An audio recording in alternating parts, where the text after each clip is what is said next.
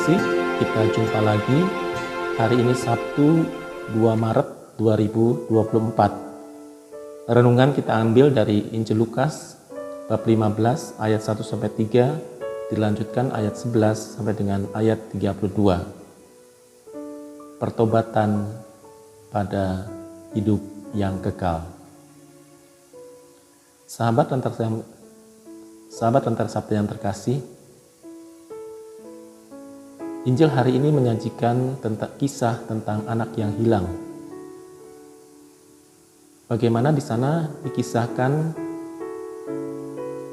anak yang hilang itu justru meminta bagian harta yang menjadi miliknya. Dalam kebiasaan tentu warisan diberikan kepada anak-anak atau pada keluarga setelah pewaris itu meninggal.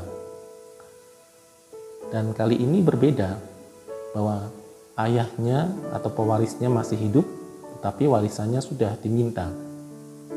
Merupakan hal yang tidak wajar, tetapi bapak itu atau pewaris itu tetap memberikan apa yang menjadi milik si anak tadi.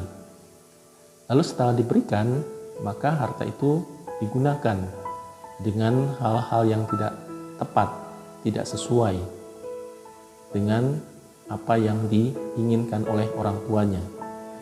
Salah satunya adalah berfoya-foya, sehingga pada suatu ketika maka hartanya itu habis, ludes, dan anak itu kemudian sadar bahwa di tempat bapaknya itu begitu banyak harta, begitu banyak makanan dan sebagainya.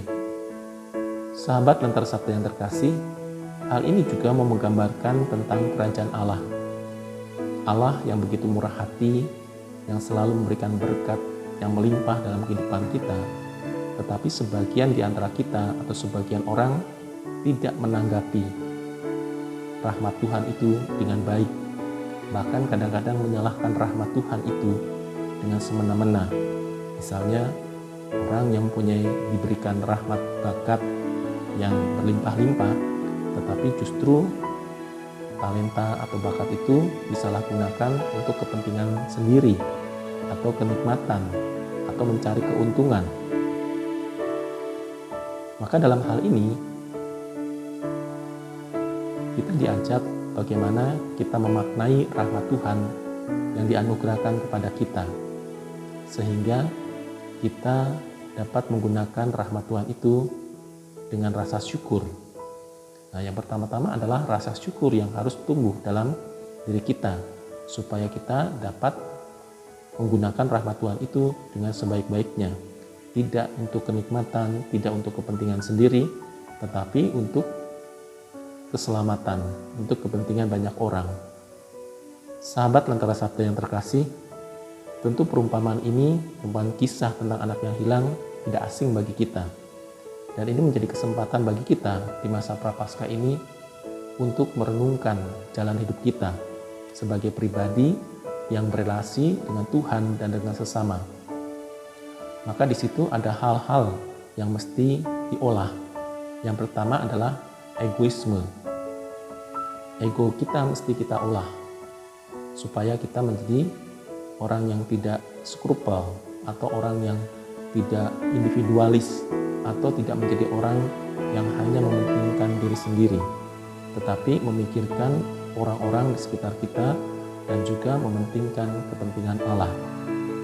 Sahabat Lantar Sabda yang terkasih, maka kalau sikap-sikap itu kita olah, egoisme, tindakan-tindakan kita, keserakahan, atau pikiran-pikiran yang jahat, pikiran-pikiran yang tidak selaras, yang tidak sesuai dengan kebaikan, maka itu yang mesti kita olah sehingga berubah menjadi hal-hal yang baik, hal-hal yang berkenan pada Allah.